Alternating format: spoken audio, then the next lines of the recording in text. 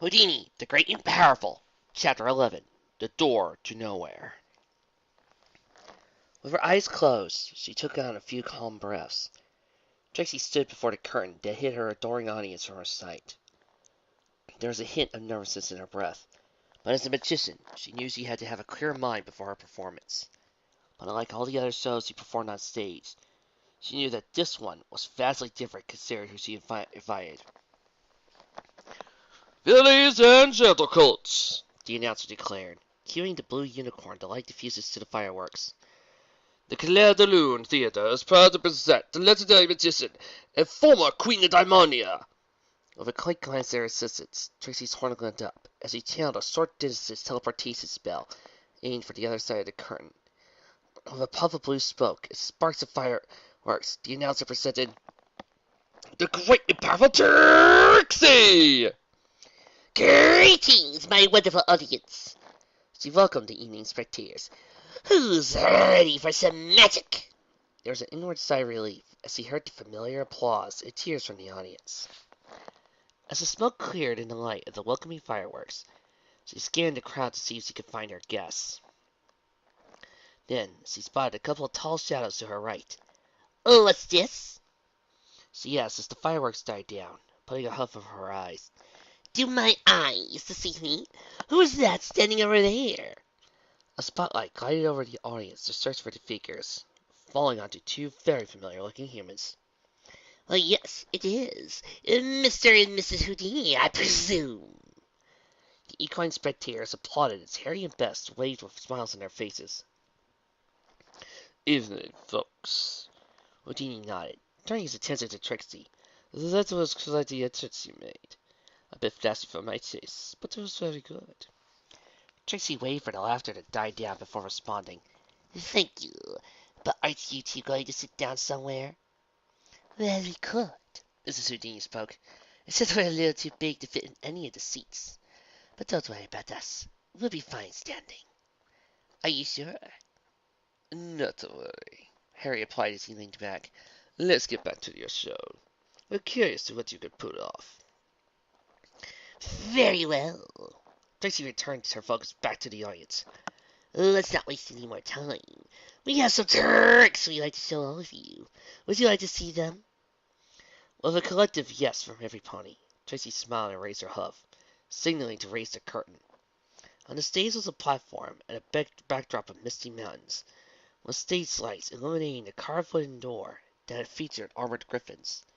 The door itself was held up by two painted stands of ancient Griffonian symbols. "Let's talk about doors," the Midnight Magician said, slowly walking backwards. "There is a legend among the Griffins that, at the height of their kingdom, there was a king who was so paranoid about his treasure that he placed his entire treasure behind this very door." She hopped up onto the platform and opened the door.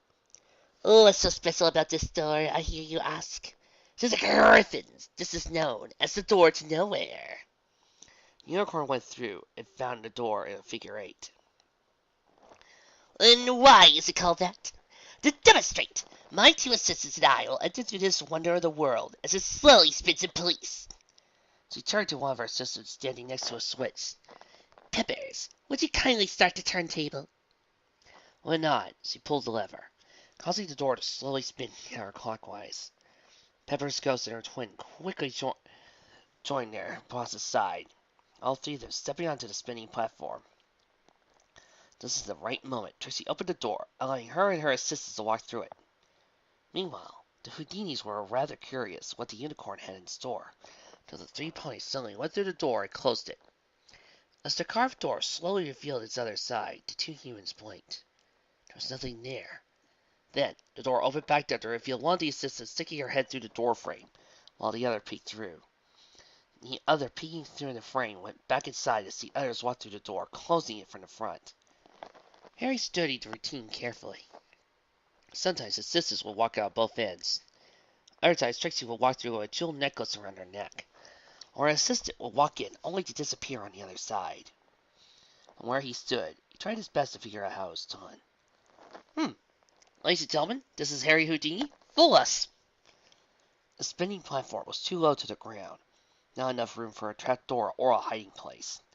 He also noticed it was too far away from the backdrop. Otherwise, he might have spotted them already. Even the spectators seemed completely mystified, just as unaware as he was. "I've never seen anything like it," his wife whispered. Harry nodded. This was certainly original enough, even he couldn't debunk it. In the end, he was left with just one particular guess. Although he couldn't see for sure, it was all he had to go off of. In the end, all three ponies walked through the door together, carrying enough precious jewels and strings of gold as the audience applauded. Once the show came to a close, Trixie's final act of making both her and her sisters disappear underneath a curtain of fireworks, the audience just their applause began heading out the theater. Houdini's followed the crowd until a Pegasus came up to them. Mr. and Mrs. Houdini, I was told to give these to you. He left over a couple of small envelopes before walking around with a crowd. Two humans opened them, finding notes with a blue stamp on the bottom of each. Chapter 12. The Human Side of the Story, Act 1. The Houdinis went up to the pony guarding the stage entrance, showing him their stands before ducking their heads underneath the entrance. Excuse me. They looked down to find one of Trixie's assistants. Are you looking for Trixie? Mrs. Houdini knelt down and gave her a wide smile. We are, actually. You two are very good up there. Thank you, miss. She nodded. To be honest, both my sister and I were surprised that you of all... Forgive me, what are you again? Pippa. Thank you. We're surprised that you of all people came to see us. We needed a break anyway, Harry commented. To your folks' credit, it was presented very well. She lied. Thank you. I'm Pepper's ghost. The assistant became confused as Harry started chuckling. Is something funny? Was it something I said? Nothing. He waved his hand. Anyway, could you show us where the magician of the evening is? She said that she wanted to see us. She's in her dressing room. I'll show you to her. Peppers turned around and guided them through the backstage. After passing by all the stage props, curtains, and ropes, the human couple crouched in a low, short hallway that led into the room with Trixie's name on it. Her assistant knocked on the door. Miss Little Moon, they're here. Ah, send them in. Her boss's voice penetrated through the door. After opening it, she showed the humans in as she squeezed through the door. Please forgive Trixie for the mess, the Blue Mare said. Normally, she wouldn't expect visitors without notice ahead of time. Here, let me do some quick tidying up. Her horn lit up as she channeled her magic, levitating the props and flowers off the couch and placed them to the side. Mr. Houdini let his wife sit on the couch, both of them swiftly finding out that she nearly took up the entire piece of small furniture, leaving Harry to sit on the floor next to it. Trixie finally turned away from the mirror, nosing at their predicament. Should I have some pony get a pillow for you? No, I'm all right. Harry shook his head. Those were some fine tricks you pulled back there. So I take it you like them? The door trick was very good, Bess commented. That's the most original trick I've seen in a while. Harry added, the whole performance of that trick, along with the rest of your show, went very smoothly. Everything was sharp and well executed, and overall very clean when it came to sight and hand. Sleight of hand, Trixie corrected. I appreciate the compliments, although everybody was quite nervous knowing that you'd be watching, especially after what you did with Hoofcuff. It makes us such a relief to know you enjoyed it. As entertaining as it all was, I think I have a pretty good idea how it was done. Harry admitted, all except for one at least. Trixie tilted her head confused. That bit at the start with the door left me a bit puzzled as to how it could have been done, though I have a guess. That being? He pointed to her horn. I've heard that some unicorns have the ability to teleport. Is that what had happened? Again, this is Harry Houdini. Fool us! She nodded. Very good. Flawless teleportation, a spell of my own invention, and a good one if I do say so myself. You know, I wish I could do something like that in my show. People back home would talk about it for years, like that time I made some elephants disappear. Trixie blinked. Come again. It's true. His wife nodded. I think it was, 5 years ago? Her husband nodded. Yes. Anyway, 5 years ago, when he performed at the Hippodrome, one of the biggest stages in the world, I saw Harry help load a 5-ton elephant into a cabinet with curtains all around it. When he opened it all back up, it had disappeared. To this day, I can't help but figure out how he did it. And I'm still not telling, hon, Harry snickered. Now there's something I like to see. Oh, does already, Harry said, reaching into his coat outfit and pulling out a ticket. With your presence coming to see us in Oxon, I decided that one of the tricks I'll be doing is the Fantasy event. That is some of my other tricks that I haven't gotten a chance to do. The Blue Magician took the ticker in her aura, sticking it to the side of her vanity. Trixie will be looking forward to this.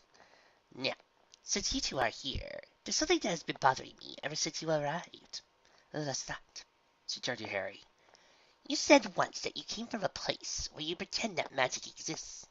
But any punny would tell you that it's impossible for such a place to exist in this universe, since magic flows everywhere. And given your appearance, I would have to ask, are you all from another dimension or something? I think the moment we saw those police ponies that found us, we realized we weren't in New York anymore, Harry replied. Well, that's the thing, Trixie pointed out. Oh, why aren't you more, I don't know, shocked or surprised or anything? One minute you pop out of nowhere, and the next you're performing your show as if nothing's changed. Why? Well, perhaps we should start at the beginning. Alright, everybody, the Pegasus Cop announcer. What's going on here? He didn't say another word as he took in the lanky creatures looking right back at him. It was the unicorn beside him that eventually broke the silence. Huh. Now there's something you don't see every day. There's another pause before everyone seemed to take in what they were seeing. Is it just me, or did that thing just talk? Bess asked the question on everyone's minds. Officer Law blinked. So what have I done? Order, on the other hand, spread his wings and flew over the stage. Before he could land, there was a collective glass of screams as they all suddenly backed away. Hey, it's alright. Officer Orr landed on the floorboards. How did he do that? One of the staff asked aloud. The Pegasus raised an eyebrow. I flew. Now seriously, where are you? What's going on? No. Houdini approached the equine officer. That'd be damned. A real-life Pegasus. Went over to the officer's partner that walked up to the stage. A natural unicorn, both of which can talk. He bent down on one knee before slipped over. Excuse me, would either of you be interested in a magic show? Huh? What? The Pegasus questioned. No thanks, sir. But you still haven't answered my question. What are you? Human. The name? Alright. He shook his head. What's going on here? How did this theater suddenly get here? You could tell us. Someone from the theater troupe spoke. No one here has a clue what's going on. Can someone lend me a dime so I can phone home? One of the female assistants asked. The telephones are dead, Bess pointed out. I think we somehow moved. Oh, come on, don't be so dumb. Another staff member said, How could we have moved? We're still in New York. I'm sorry. The unicorn, Officer Law Biden, spoke as he hopped up on stage. Where? You know, New York.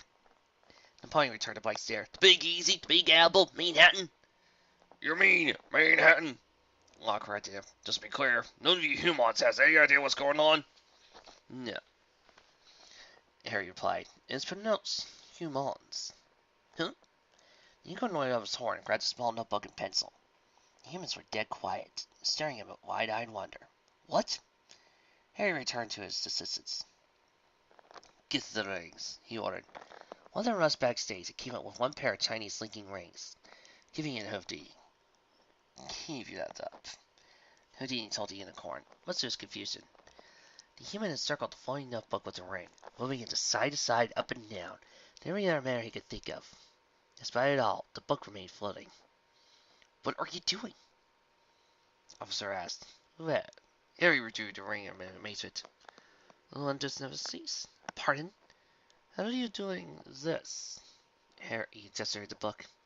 The officer rolled his eyes. Magic, of course. No, seriously. How? The unicorn pointed to his horn. I told you, magic. Now then, I suppose you'll need a place to stay until we sort this out? Chapter 13. The Human in the Side of the Story. Act 2. Ding! Give me a sec, the pony behind the desk said as he placed the room keys on their respective hooks, then turning back. Welcome to the Silverhorn Hotel. I'm room service. How may I? Looking up, not only did he see a complete of public police officers, but dozens of tall, lanky creatures that were so colossal they had to hunt over to avoid hitting their heads on the ceiling. What in the... Evening, sir. The unicorn officer nodded. On behalf of the Manehattan Police Department, we require your aid in sheltering some of these creatures that have granted asylum. They're completely lost and tired, and it will be possible to rent out any rooms to shelter 20 of them? Room service blinked, craning its upward at the creatures that towered over him, before looking back at the officers. Asylum? Why? What's going on? A theater suddenly appeared on 5th Street with them in it, the police officer said. They have no idea where they are. What's going on? Oh, he's adorable. One of the female creatures interrupted. So the others agreeing in her statement. And apparently they think everybody they run into is cute, the Pegasus finished. Before you ask, no, they're not dangerous. Yes, the sea has agreed to pay for the rooms in full. And yes, we've already sent messages to the princesses. So in the meantime, could you spare some rooms for them? Room service turned back to the system of keys, humming in thought, counting up. Well, as of now, we got 19 to spare. One of them will have to share a room. Leave it. Harry quickly volunteered, taking hold of his wife's hand. Okay then. The hotel clerk took the remaining keys off the board and passed them to amongst the humans. With that done, he got up from the desk and peeked through the door. Belle, get over here. We got company. A moment later, a red unicorn stallion in a uniform emerged from the door. Yes, sir. What do you... He craned his neck upwards. Need? What are those? They just booked out the rest of the hotel, the clerk said, ignoring his question.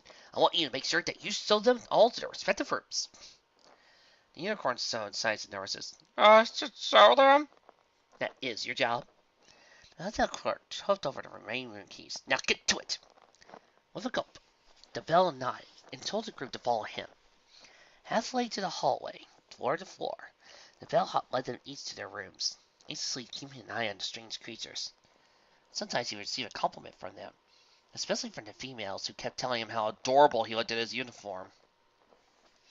Soon, the group of 20 thinned out, leaving him with one more room to show the couple. Here it is, he said, unlocking the door marked 418. Biff stopped his side while Harry paused for a moment, reaching into his pocket. Look, we really appreciate all the trouble you've had to put up with. I guess it wouldn't be rude to give you some kind of tip. The unicorn bellhop smiled. Not at all. Here you go. Houdini handed a bill over to him. The stallion, however, just blankly stared at it. Aren't you going to take it? You're giving me a great piece of paper? A paper? No, this is a dust paper. This is a $50 bill. Harry paused. Hold up. You don't accept American currency, do you? The bellhop shook his head. Sir, I've never seen that before, and frankly, I don't know if I can accept it as a tip. I mean, what am I to do with a piece of paper in it? What do you use as money, then? Harry asked as he put the bill back into his wallet. The stallion reached into his unicorn pocket and pulled out a piece of coin. Accept these, he said. They're called bits here. Are you sure you don't have any? I'm afraid so. How long did you say you guys are staying? He shrugged. I don't know. Sighing, the stallion turned back to the elevator. I'll go talk to my boss about it. If I were you, I'd figure out how to earn some bits. Harry closed the door behind him. Finally took a good look at their room. Other than the low ceiling, the room housed 2 beds. However, judging by his wife's feet hanging out the edge, they were a little too small. Then, whatever we are in this Equestria, we're broke. His wife sat up. Harry took out his wallet and threw it on the nightstand. Apparently, all the cash we have with us is completely worthless here. Of course, that means we can't buy anything here like clothes or food. He slides down, facing Bess. What luck we have, huh, Bess? What are we going to do now? What do you mean, what are we going to do? His wife questioned. Maybe we should do what we've always done, and perform some of your schemes. That will give us money. Harry laughed. That would work if these folks couldn't have pencils with their minds. I don't know how to mystify someone that lives in a world with real practical magic. How do you entertain crowds when they can do something like that and consider it mundane? Hun, are you even listening to yourself? For crying out loud, you're the great Harry Houdini, the man who can escape anything, from handcuffs to coffins, to jumping off bridges and chains and walking through solid brick walls. Besides, America or not, I think you'll manage to do something fantastic in this place. What makes you say that? Bess leaned in with a smile. Why would a pony cop carry around a pair of handcuffs? Before Harry could answer, there was a knock on the door. He got up, hanging his head on the ceiling in the process, and crossed over to the door. He saw a small group of ponies, about 5 of them, holding notepads and pencils, along with a flash of a camera. One of them cleared her throat. Hey there, we're with Manehattan Times, a local newspaper. We heard about a theater that disappeared. We are hoping to get an interview from you guys. I know it's late and all, but would you mind answering a few questions? Harry paused, glancing his over to his wife, eyebrows raised. Bess could immediately tell from the look on his face that he had an idea. No problem at all. He turned back to his reporters. My name is Harry Houdini. And before we get to your questions, I have one that I want to ask first. And what is that? Do any of you know where the nearest prison is? Chapter 14. The Human Side of the Story, Act 3. You're right, Bess. Harry says he poured the bag of bits onto her bed. Coins cascaded like a golden waterfall. It was like a charm. And to think this was only from yesterday.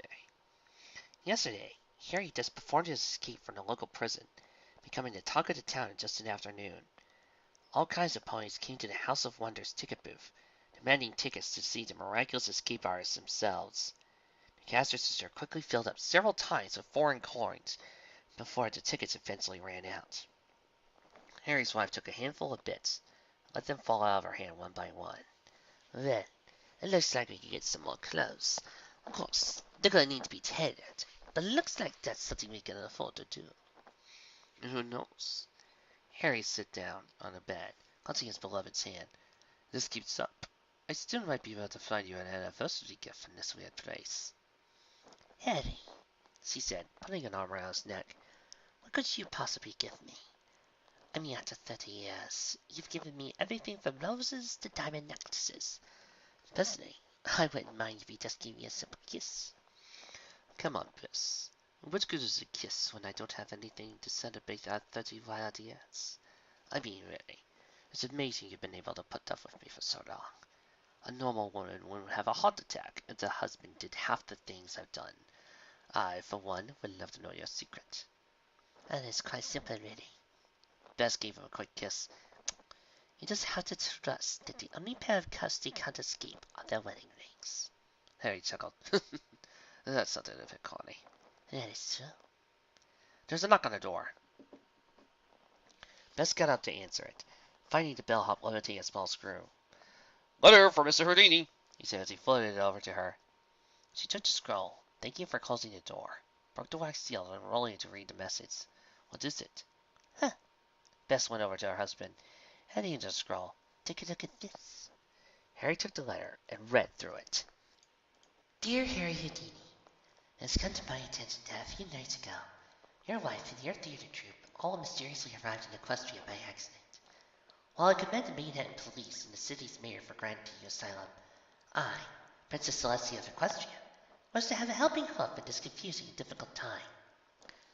I hope that my ponies are assisting you, for I can only imagine how it must be for you to arrive in a completely different world than your own. I want you to know that I will do what I can to find a way for you and everyone else to return home as soon as possible. Unfortunately, neither my fellow princesses or I can come to right away, as we are either way or caught up in important affairs. However, I will come to Manehattan next Saturday and will be more than willing to offer my help in aiding your return home. In the meantime, I have given an order to the staff at your hotel that should you need anything, you only need to ask. To do what they can see is done. Outside of that, I recommend enjoying yourselves until we can sort this mess out. Signed, Princess of the Day, Freezer of the Sun, etc., etc. Princess Celestia. Next Saturday. Harry raised an eyebrow. That's an anniversary. At this point, I don't know if you need any help. A princess is coming to help us. Bess trailed off and thought, so this seems like things are looking up for us. What if we give her a show too? I mean, even if we don't end up going back home, we should at least secure ourselves here just in case. Yes, good point. Harry put his hand under his chin. We're going to do that. We might need to raid to bigger theater for the occasion. I see, Trixie said once the Houdinis finished their tale. To be honest, I'm impressed that you've managed to make a name for yourself so quickly. Yet Trixie can clearly see now it's because you needed to earn some bits so you can stand on your own hooves, in a manner of speaking. Right. Harry nodded. Since we're not certain how long we might be staying, doesn't have to be financially secure. The Blue Magician nodded. I know that feeling a little too well myself. Do you have any pony that might miss you back home? Or any of your troop for that matter? Are there friends and family that await you? Our family is the large one, Bess admitted. The only family Harry's got is his brother, who's also a magician. I suppose everyone else has people waiting for them, though. Some of them all starting to get homesick.